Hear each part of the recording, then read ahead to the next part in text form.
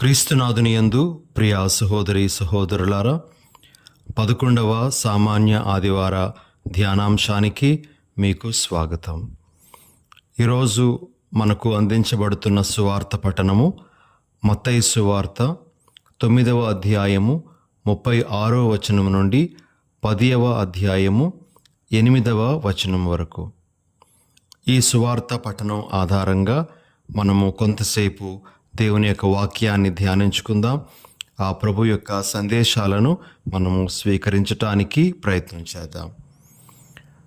ఈరోజు సువార్త పఠనం ద్వారా మనము 2 సందేశాలను స్వీకరించటానికి ప్రయత్నం చేద్దాం.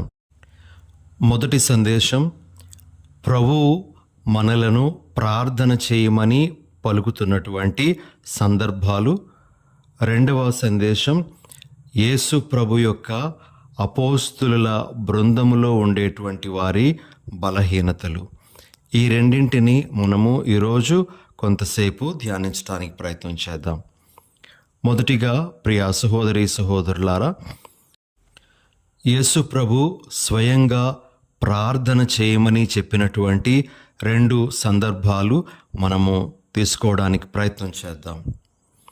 ప్రభువు ఈనాటి సువార్త పట్టణంలో మత్తయి సువార్త 9వ అధ్యాయము 37 నుండి 38 వరకు ఉన్నటువంటి వచనాలలో ఈ విధంగా పలుకుతూ ఉన్నారు.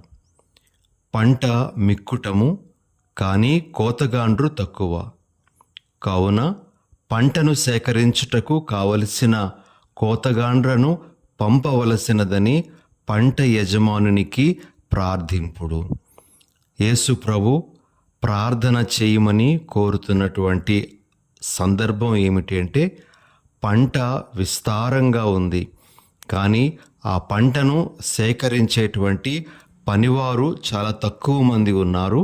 మరి ఆ పనివారిని పంపవలసిందిగా పంట యజమానునికి అనగా తండ్రి దేవునికి ప్రార్థించండి అని ప్రభు తెలియజేస్తూ ఉన్నారు.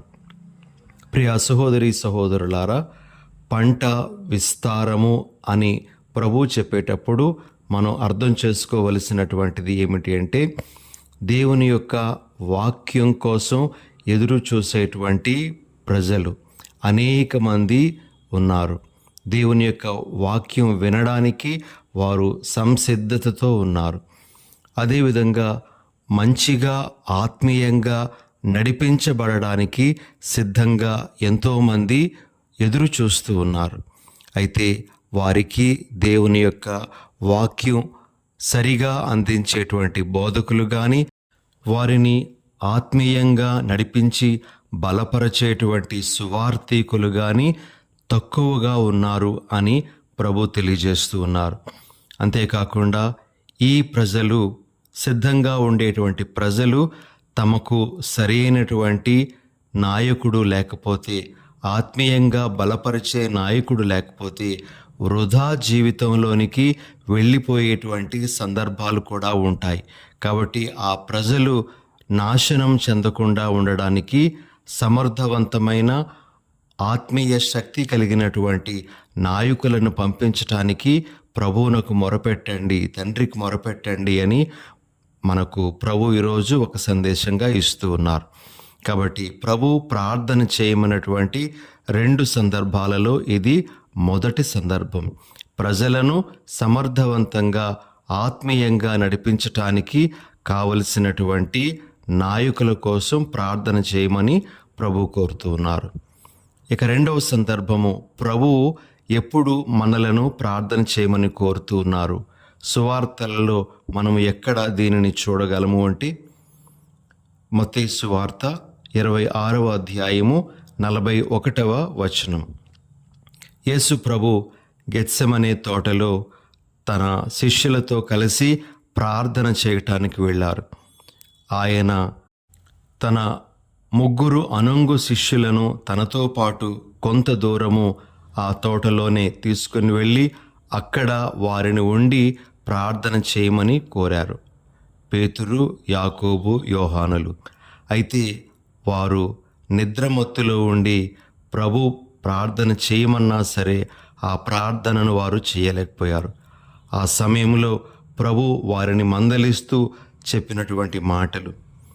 మీరు శోధనలకు గురికాకుండుటకు మేలుకొని ప్రార్థింపుడు. ఆత్మ సిద్ధమైనను శరీరము దుర్బలముగా ఉన్నది అని ప్రభు వారిని మందలించడం జరిగింది. ఇది రెండవ సందర్భము, ప్రభు ప్రార్థన చేయమని కోరినటువంటి సందర్భం. ప్రియ సహోదరి సహోదరులారా, శోధనలకు గురి కాకుండా ఉండడానికి ప్రార్థన గొప్ప ఆయుధము అని ప్రభు తెలియజేస్తూ ఉన్నారు. ముఖ్యంగా శారీరక బలహీనతలకు లోనయ్యేటువంటి వారిని ప్రార్థన అనేటువంటిది తప్పనిసరిగా కాపాడగలదు అనే సందేశాన్ని ప్రభు ఇస్తూ ఉన్నారు. కాబట్టి మనము ఒక బలహీన దుస్థితి నుండి బయటపడాలి అంటే ప్రభు మన చేతిలో పెడుతున్నటువంటి ప్రార్థన ఆయుధాన్ని మనము వినియోగించుకోగలగాలి. ఈ విధంగా రెండు ప్రత్యేక సందర్భాలలో యేసు ప్రభు మనలను ప్రార్థన చేయమని, తండ్రికి మొరపెట్టమని కోరుతూ ఉన్నారు. మొదటి సందర్భము, పంటను సేకరించటానికి కావలసిన పనివారి కోసం ప్రార్థన చేయమని ప్రభు కోరి ఉండగా, రెండవ సందర్భంలో శోధనలకు గురి కాకుండా ఉండడానికి ప్రార్థన చేయమని ప్రభు మనకు తెలియజేస్తూ ఉన్నారు.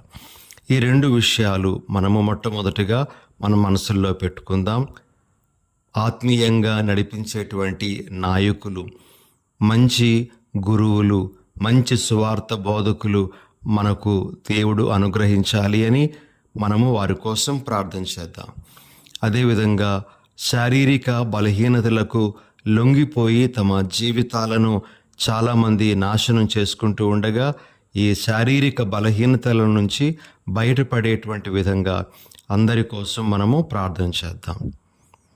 ఇక ఈనాటి సువార్త పఠనంలోని రెండవ సందేశం, మనము యేసు ప్రభు 12 మంది అపోస్తులను ఎన్నుకున్న తర్వాత వారి యొక్క పేర్లను కూడా ఇవ్వడం ఈనాటి సువార్త పఠనంలో చూస్తాం.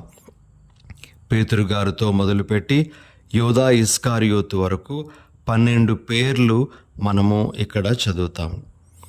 అయితే ప్రియ సహోదరి సహోదరులారా, ఈ 12 మంది శిష్యుల పేర్లు ప్రభువు మనకు ఇవ్వడానికి ఒక కారణం ఉంది. ఆ కారణం ఏమిటి అంటే, ఆ 12 మంది శిష్యులు ఎవ్వరూ కూడాను పరిపూర్ణులు కాదు. ఆ 12 మంది శిష్యుల్లో కూడా వారిలో ఉండాల్సినటువంటి బలహీనతలు వారిలో ఉన్నాయి అని ప్రభువు సూచిస్తూ ఆ 12 మంది పేర్లను మనకు ఇవ్వడం జరిగింది. అయితే ఈ 12 మందిలో ఉండేటువంటి కొన్ని బలహీనతలను మనం ఒకసారి పరిశీలించడానికి ప్రయత్నం చేద్దాం. మొదటిగా ప్రియ సహోదరి సహోదరులారా, యేసు ప్రభు యొక్క శిష్యులలో కొంతమంది గతము అంత బాగా లేనటువంటి వారు. గతము బాగుంటేనే నా శిష్య బృందంలో చేరాలి అనేటువంటి నిబంధన ప్రభు పెట్టలేదు. అలా పెట్టి ఉంటే మత్తయి అనేటువంటి ఆ శిష్యుడు ప్రభు యొక్క బృందంలో చేరి ఉండేవాడు కాడు. కాబట్టి ప్రభు యొక్క శిష్య బృందంలోని కొంతమందికి గతం అనేటువంటిది బాగులేదు. అయినప్పటికీ ప్రభు వారిని తన శిష్య బృందంలో చేర్చుకున్నారు. ఇక తన శిష్య బృందంలో కొంతమందికి అధికార దాహం. మరి యాకోబు యోహానుల గురించి మనము ఆలకిస్తాం. ప్రియ సహోదరి సహోదరులారా, వారిరువురు అధికారం కోసం ప్రాకులాడినట్లుగా యేసు ప్రభు తన యొక్క రాజ్యంలోనికి వచ్చినప్పుడు ఒకరిని కుడివైపున ఇంకొకరిని ఎడమవైపున కూర్చుండబెట్టుకోవాలి అని కోరడం అనేటువంటిది మనం సువార్తలో వింటాం. అప్పుడు ప్రభు వారిని మందలించడం కూడా, అధికారం కోసం వెంపర్లాడకూడదు, ఎవరైనా మొదటివాడుగా ఉండదలుచుకున్నట్లయితే అతడు అందరికీ సేవకుడుగా ఉండాలి అనేటువంటి సందేశాన్ని ఇవ్వడం మనం ఆలకిస్తాం. కాబట్టి యేసు ప్రభు యొక్క శిష్య బృందంలోని కొంతమంది అధికార దాహంతో ఉన్నటువంటి వారు, అధికారం కోసం ప్రాకులాడినటువంటి వారు కూడా ఉన్నారు అని మనం చెప్పవచ్చు. ఇక యేసు ప్రభు యొక్క శిష్య బృందంలో అవిశ్వాసంతో జీవించినటువంటి వారు కూడా కొంతమంది ఉన్నారు. ఉదాహరణకి తోమాస్ వారు. యేసు ప్రభు పునరుత్థానుడయ్యారు, ఆయన మాకు కనబడ్డారు అని ఎంత చెప్పినా సరే ఆయన నేను అతని యొక్క చేతులలోని చీలల గంట్లు చూడాలి, అతని యొక్క ప్రక్కలో ఉండేటువంటి ఆ గాయమును నేను తడిమి చూసి నా చేయి అందులో పెట్టాలి, అప్పుడు కానీ నేను నమ్మను అని చెప్పడం జరుగుతుంది. ఈ విధంగా శిష్య బృందంలోని కొంతమంది అంత విశ్వాసము కలిగినటువంటి వారు కూడా కాదు. యేసు ప్రభు అంటే పరిపూర్ణమైనటువంటి అవగాహన లేకుండా ఉన్నటువంటి వారు కూడా ఆయన యొక్క శిష్య బృందంలోన చేరినటువంటి వారిలో కొంతమంది అని మనం చెప్పవచ్చు. ఇంకా మనము ముందుకు వెళ్ళినట్లయితే ఆయన యొక్క శిష్య బృందంలో కొంతమందికి డబ్బు మీద ప్రీతి, దొంగతనము అనేటువంటిది వారు చేస్తూ ఉండేవారు అని కూడా మనము సువార్తల్లో ఆలకిస్తాం. యూదా ఇస్కారియోతు గురించి యోహాను సువార్త 12వ అధ్యాయము 6వ వచనంలో ఈ విధంగా చెప్పబడింది. అతడు పేదల పట్ల జాలితో ఇట్లు అనలేదు, ఎలైనా వాడు దొంగ, తన యొద్దనున్న డబ్బుల సంచి నుండి దొంగిలించుచుండెను. ప్రియ సహోదరి సహోదరులారా, యేసు ప్రభు యొక్క శిష్య బృందంలో యూదా ఇస్కారియోతు లాంటి దొంగవాడు ఉన్నాడు అని మనం గ్రహించవచ్చు. ఇంకా మనము చూస్తే యేసు ప్రభు యొక్క శిష్య బృందంలో ఇతరులకు భయపడి ప్రభువుని తృణీకరించి తిరస్కరించినటువంటి వారు కూడా మనకు కనబడతారు. ఉదాహరణ పేతురు గారు ఒక పని పిల్ల ముందు, ఒక సేవకుని ముందు ప్రభువుని తృణీకరించేటువంటి ఆ పరిస్థితి వచ్చింది. ఆయన ఎవరో నాకు తెలియదు అనే అబద్ధం చెప్పడం అనేటువంటిది పేతురు గారి యొక్క జీవితంలో మనం చూస్తాం. కాబట్టి ప్రభు శిష్య బృందంలో ప్రభువుని తిరస్కరించినటువంటి వారు మనకు కనబడతారు. ఆఖరుగా ప్రభు యొక్క శిష్య బృందంలో ఆయనకు నమ్మక ద్రోహం తలపెట్టినటువంటి యూదా ఇస్కారియోతు కూడా మనకు కనబడతాడు. కొంత డబ్బుకు ప్రభువుని అమ్ముకోవడానికి అతడు సిద్ధపడిపోతాడు. ఈ విధంగా ప్రియ సహోదరి సహోదరులారా, యేసు ప్రభు యొక్క శిష్య బృందంలోని వారు అందరూ పరిపూర్ణమైనటువంటి వ్యక్తిత్వం కలిగినటువంటి వారు కాదు. వారందరిలో ఏవో బలహీనతలు, ఏవేవో వారిలో ఉండేటువంటి లోపములు, లోటుపాట్లు మనం గమనించగలం. అయితే మనము ఇక్కడ నేర్చుకోవలసిన ఒక విషయం ఏమిటంటే, ఒక్క యూదా ఇస్కారియోతు తప్పించి మిగతా అందరిలో పరివర్తన అనేటువంటిది మనం చూడగలము.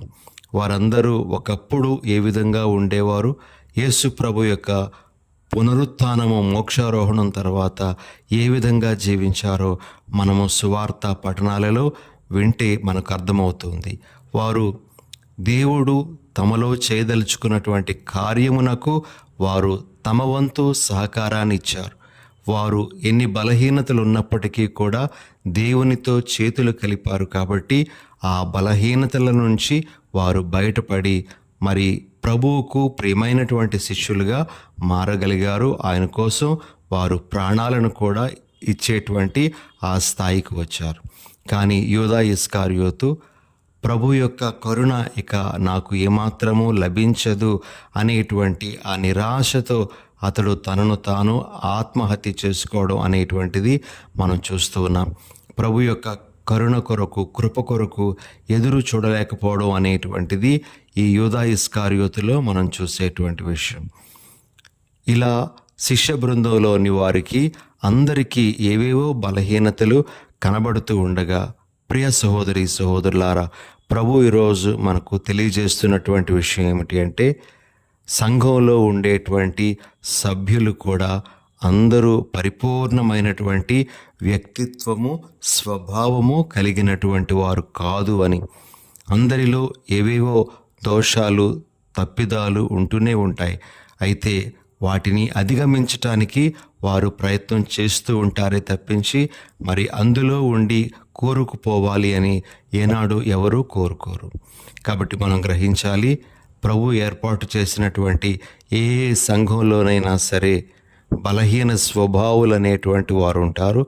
మరి వారి ఎడల మనము దయ చూపిస్తూ ప్రభు వారిలో తీసుకొని వచ్చేటువంటి ఆ మార్పుకు అనుగుణంగా వారు జీవించే భాగ్యాన్ని అనుగ్రహించమని మనం ఈనాటి ఈ దివ్య బలి పూజలో ప్రభువుని ప్రార్థన చేసుకుందాం. ఆమెన్.